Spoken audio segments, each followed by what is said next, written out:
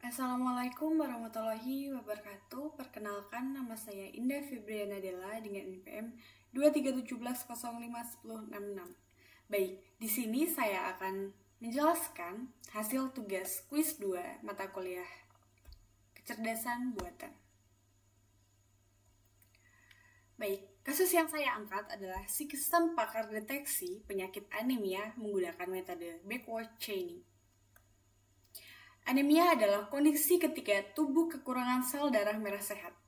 Diagnosis dini penting agar tidak berkembang menjadi kondisi serius. Nah, sistem pakar ini membantu mendeteksi anemia berdasarkan gejala yang dialami oleh pengguna dengan metode backward chaining. Mulai dari hipotesis apakah pasien menderita anemia, lalu ditelusuri kembali gejala dan kondisi yang mendukungnya. Kemudian, fakta awal atau knowledge base di sini mempunyai 5 fakta awal. Yang pertama yaitu pasien merasa lelah berlebihan, kedua wajah pucat, ketiga denyut jantung terasa cepat, yang keempat sering pusing, dan yang kelima kuku rapuh. Lanjut ke aturan if then. Di sini ada 6 aturan if then. Yang pertama, if wajah pucat and merasa lelah dan kekurangan hemoglobin. Yang kedua, if sering pusing and denyut jantung cepat dan gejala anemia.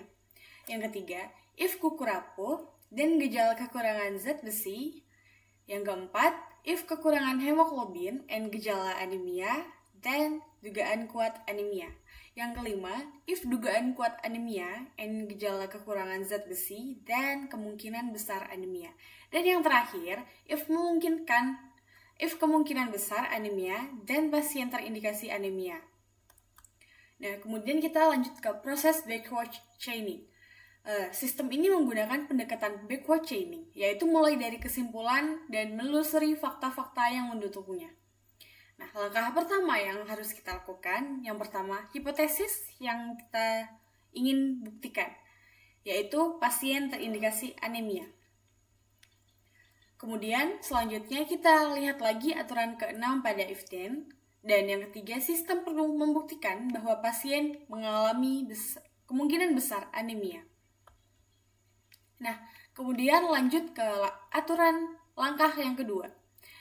Nah, lihat kembali aturan yang kelima, yaitu perlu yang pertama dugaan kuat anemia, yang kedua gejala kekurangan zat besi, yang ketiga gejala kekurangan zat besi terbukti karena kuku rapuh, seperti aturan yang ketiga.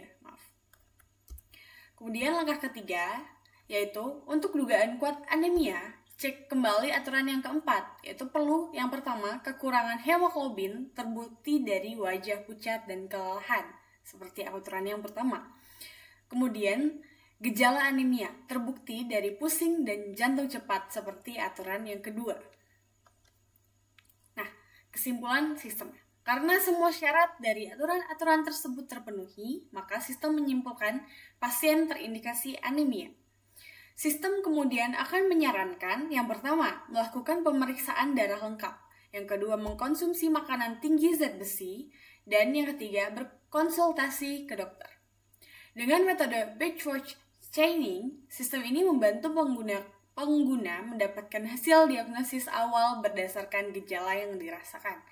Sistem ini dapat dikembangkan lebih lanjut untuk digunakan sebagai alat bantu diagnosis di bidang kesehatan. Baik, sekian penjelasan dari saya. Terima kasih atas perhatiannya. Saya akhiri. Wassalamualaikum warahmatullahi wabarakatuh. Terima kasih.